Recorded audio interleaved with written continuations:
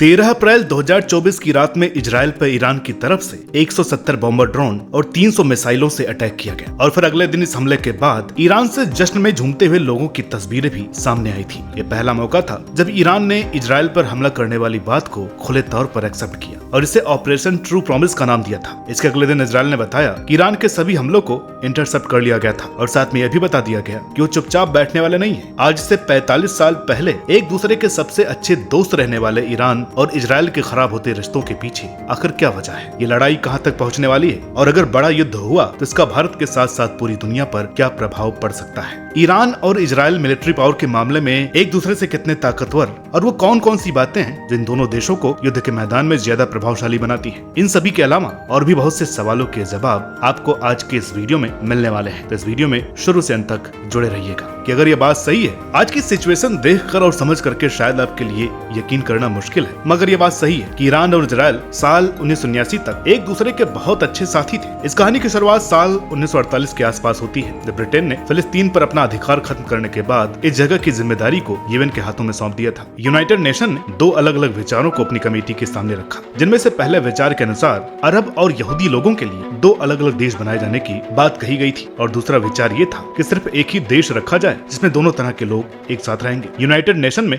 इस मुद्दे पर अपना फैसला रखने वाले कुल 11 देश थे, जिनमें से 8 देशों ने पहले विचार को सही बताया था, जिसमें ईरान भी शामिल था। तो इस तरह से इजराइल नाम का देश अस्तित्व में आया, जिसे कभी भी उसके पड़ोसी मुस्लिम देशों ने पसंद नहीं किया था और महज 48 घंटों के भीतर ही कुछ देशों ने युद्ध करना शुरू कर दिया था। ईरान इन देशों में शामिल नहीं था। ईरान इजराइल को एक सॉवरेन देश की मान्यता देने वाला दूसरा मुस्लिम बाहुल्य देश था। पहले स्थान पर था तुर्की। साल 1951 में मोहम्मद मुसादिक ईरान के नए प्रधानमंत्री बने, जो अपने क्षेत्र में खासकर अमेरिका और बाकी बड़े देशों की दखलंदाजी के सख्त खिलाफ थे। मुसादिक ने सत्ता में आने के बाद कुछ ही समय में कुछ ऐसे फैसले किए थे जिससे अमेरिका और यूके को बहुत बड़ा नुकसान उठाना पड़ा। हालात ज्यादा खराब ना हो, इसके लिए दोनों देशों ने मिलकर ईरान में तख्ता पलट की घटना को अंजाम दिया और मुसादिक की जगह अफसार रहीजा पहलवी ईरान के नए कर्ता धर्ता थे। पहलवी का मिजाज अमेरिका और बाकी पश्चिमी देशों को लेकर के बहुत ज्यादा नरम था। इजराइल से भी किसी तरह का खतरा ईरान अब महसूस नहीं कर रहा था, यानी कि हालात चारों तरफ से बिल्कुल सही थे। अगले कुछ सालों में इजराइल और ईरान की खुफिया एजेंसियों ने साथ मिलकर के काम किया था और ये देश कुछ नए प्रोजेक्ट्स पर साथ में लगातार साझेदारी बढ़ा रहे थे। दोनों देशों की ये साझेदारी इंजीनियरिंग से लेकर व्यापार और बाकी क्षेत्रों तक फैली हुई थी और एक तरफ जहां बाकी पड़ोसी देश यहूदियों से नफरत पाल रहे थे, उस समय ईरान में यहूदियों के लिए स्कूल बन रहे थे और बहुत से लोगों को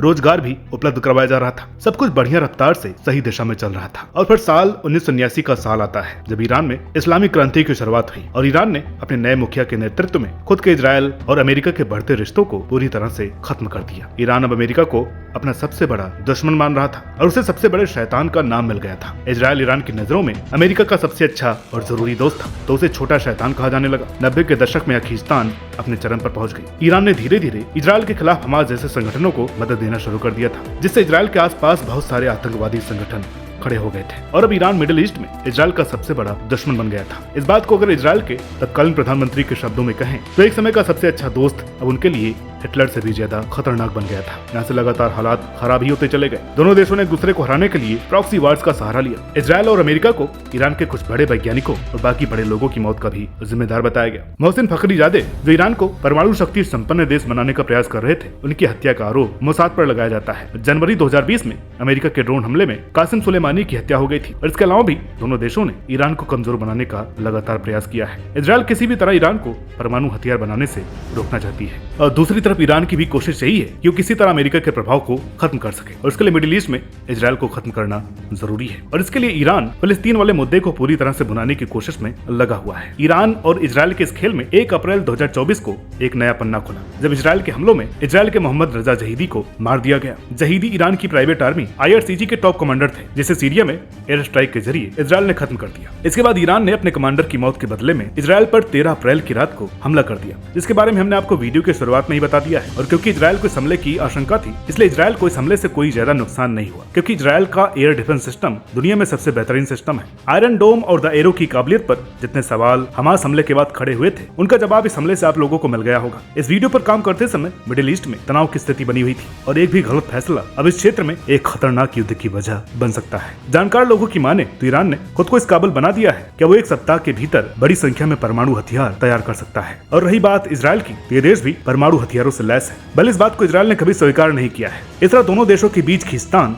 परमाणु युद्ध तक भी पहुंच सकती है, जिससे पूरी दुनिया पर प्रभाव पड़ना तय है। ये सब किस तरह से होगा और कौन से देश इस बहती गंगा में डुबकी लगा सकते हैं, इस पर बात करने से पहले चलिए आपको दो मुख्य देशों की मिलिट्री पावर्स और बाकी चीजों के बारे में जानकारी दे देते हैं, ताकि आप पूरी स्थिति को सिलसिलेवार ढंग से समझ सकें। इजराइल पिछले साल अक्टूबर से हमास के साथ एक लंबा युद्ध लड़ रहा है, जिसमें 30,000 से ज्यादा लोगों की मौत हो गई है। और अब इस युद्ध के कारण देश के बाहर फंसे लोगों को वापस लाने के लिए इजराइल के लोग सरकार के विरोध में प्रदर्शन भी कर रहे हैं। मगर भारी विरोध और बड़े नुकसान के बावजूद भी इजराइल ने युद्ध को रोकने के लिए कोई फैसला नहीं किया है और अब इजराइल के सामने ईरान की चुनौती भी खड़ी हो गई है। यानी कि इजराइल को अब 3 तरफा विरोध का सामना करना होगा और इसके लिए इस देश की सैन्य ताकत और बाकी संसाधनों के साथ साथ देश की सरकार और साथ ही देशों के रुख और क्षमता का महत्व बढ़ जाता है। आखिर में ये कुछ बातें हैं जो एक देश को मैदान में बने रहने के लिए जरूरी होती हैं। इजराइल ने कभी भी स्वीकार नहीं किया है कि उसके पास परमाणु हथियार है या नहीं, और अगर है तो कितनी बड़ी मात्रा में है, और अगर नहीं है तो इजराइल कितने दिनों में परमाणु हथियार तैयार करने की क्षमता रखता है, इसका भी ठीक ठाक अनुमान लगाना मुश्किल है। खैर, इसके अलावा भी कुछ बातें ऐसी है जो इजराइल ने अपने मिलिट्री पावर्स के बारे में बचाए रखी है, इसलिए इस देश की सैन्य ताकत को समझना आसान नहीं है। मगर कुछ इंस्टीट्यूशन है जो काम बहुत ही बखूबी और विश्वसनीय ढंग से पूरा करते हैं, और इनमें से सबसे ज्यादा ट्रू वर्दी नाम international institute of strategic study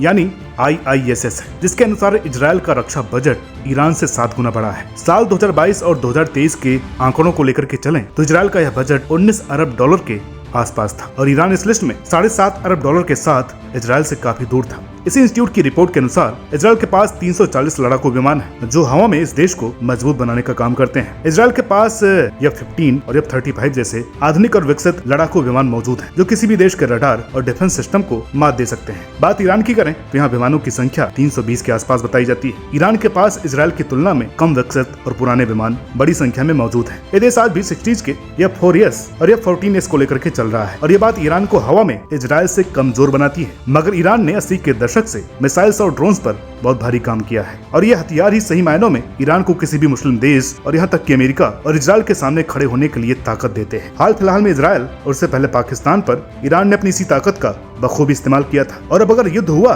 तो ईरान की जीत और हार के बीच मिसाइल्स और ड्रोन्स बहुत ज्यादा महत्वपूर्ण साबित हो सकते हैं। पानी में दोनों देशों की ताकत का आकलन किया जाए तो यहाँ भी क्वांटिटी के मामले में ईरान इजराइल से बहुत आगे है, मगर क्वालिटी यानी कि आधुनिकता और विकास के मामले में इजराइल को टक्कर देने की क्षमता ईरान के पास यहाँ भी नहीं है। IISS के मुताबिक ईरान के पास 220 जहाज और दूसरी तरफ इजराइल के पास 100 से भी कम है। और अब जब हम युद्ध की बात ऐसे समय में कर रहे हैं जब युद्ध जीतने के लिए मैदान में उतरना उतना जरूरी नहीं है जितना आज से 50 साल पहले हुआ करता था। आज कोई भी देश अपनी साइबर सुरक्षा क्षमता के जरिए दूसरे देश को बर्बाद कर सकता है। ऐसे में जरूरी है कि हम ये समझ लें कि इजराइल और ईरान इस क्षेत्र में कहां स्टैंड करते हैं। सुरक्षा मामलों की जानकार और कुछ संस्थाएं बताती हैं कि अगर साइबर हमला हुआ तो ईरान की ताकत इस मामले में इजराइल से बहुत आगे है। ईरान ने पिछले 1 साल में लगभग 200 साइबर हमलों को नाकामयाब किया है। ईरान इजराइल से जमीन और जनसंख्या के मामले में भी बहुत बड़ा देश है। IISS के मुताबिक इजराइल के पास ईरान से 6 गुना कम एक्टिव आर्मी मैन है। एक बात जहां इजराइल का पलड़ा थोड़ा भारी नजर आता है वो ये है कि ईरान का जो पूरा डिफेंस सिस्टम और लगभग सभी तरह की जितनी मिसाइल्स और बाकी इक्विपमेंट हैं वो नॉर्थ कोरियन और रशियन डिजाइन पर बेस्ड है, और चाइना से भी ईरान को अपने डिफेंस सिस्टम को बनाने के लिए मदद चाहिए होती है। जबकि दूसरी तरफ इजराइल ने अपना पूरा डिफेंस सिस्टम और लगभग सभी तरह के हथियार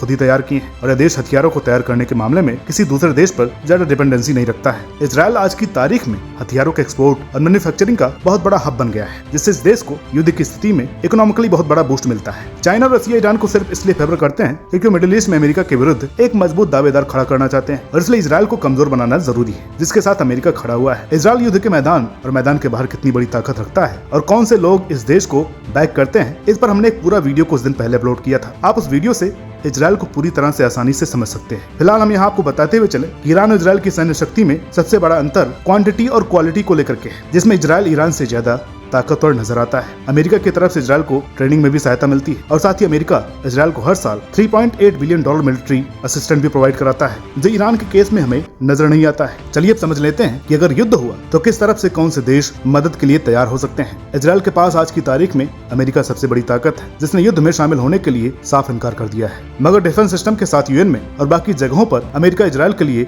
बहुत जरूरी साबित हो सकता है। इसके अलावा ईरान के हालिया हमलों को इंटरसेप्ट करने में इंग्लैंड और फ्रांस ने भी इजराइल का सहयोग किया था। तो इस तरह से तय हो जाता है कि मिडिल ईस्ट की इस लड़ाई में ये दोनों ताकतवर देश इजराइल की तरफ खड़े नजर आएंगे। जर्मनी और इजराइल का बॉन्ड भी बहुत अच्छा नजर आता है, और ये दोनों देश एक दूसरे को हथियारों के व्यापार में भी बहुत बड़ा योगदान देते हैं। इसलिए अगर जर्मनी को किसी एक देश की तरफ से मैदान में उतरना पड़ा तो इजराइल ही होगा। बात करें ईरान की तो इजराइल के विरुद्ध हमेशा से ही ईरान का सबसे बड़ा और महत्वपूर्ण हथियार उसके प्रॉक्सी गुट रहे हैं, जो अलग अलग जगहों से ईरान के इशारे पर इजराइल पर हमला करते रहे हैं। हमास का नाम भी इसमें शामिल है। इसके अलावा चीन और रूस भी युद्ध में हथियारों के साथ साथ ईरान को डिप्लोमेटिक सपोर्ट प्रोवाइड कर सकते हैं। बात करें भारत की, तो भारत के संबंध इजराइल और ईरान दोनों से ही बहुत अच्छे और पुराने हैं, और इसलिए अगर युद्ध हुआ तो किसी एक तरफ से खड़े होना भारत के लिए बहुत मुश्किल हो जाएगा। इसलिए भारत यही चाहेगा कि मिडिल ईस्ट में जिस तरह की बेचैनी और सुगबुगाहट का माहौल चल रहा है वो शांत हो जाए, और ये बात अगर युद्ध तक ना पहुंचे तो अच्छा ही होगा। भारत के लगभग 70 लाख लोग आज की तारीख में किसी न किसी काम से मिडिल ईस्ट में रहते हैं, और यहाँ से भारत को बहुत बड़ी विदेशी मुद्रा भी हासिल होती है। इसके अलावा 100 से 150 बिलियन डॉलर का व्यापार और निवेश को लेकर के चल रही चर्चाएं भी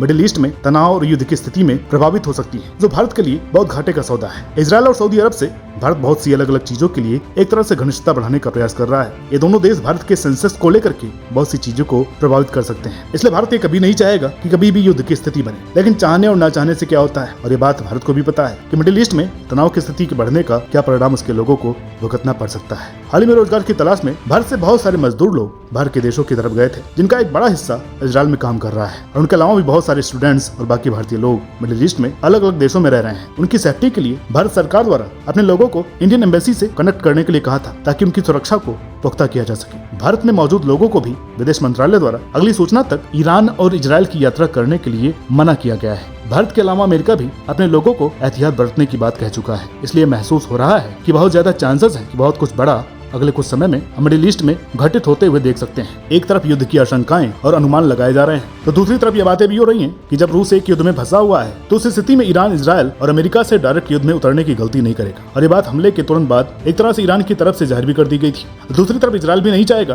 कि हमास के साथ लंबे युद्ध के बीच में एक और फ्रंट ओपन हो जाए और 3-4 तरफ से उस पर हमले की आशंकाएं बढ़ जाए। तो इस तरह से शायद किंतु परंतु पर बातें अटकी हुई हैं। अब क्या कुछ होता है और कितनी दूरी तक चलता है, ये तो आने वाला समय ही बताएगा। आपका इस मामले में क्या सोचना है, कमेंट करके बताइएगा। और वीडियो अच्छी लगी हो तो प्लीज इसे लाइक करें, शेयर करें। चैनल पर नए हैं तो प्लीज इसे सब्सक्राइब करना ना भूलें। मिलते हैं आपसे अगली वीडियो में, तब तक के लिए नमस्कार।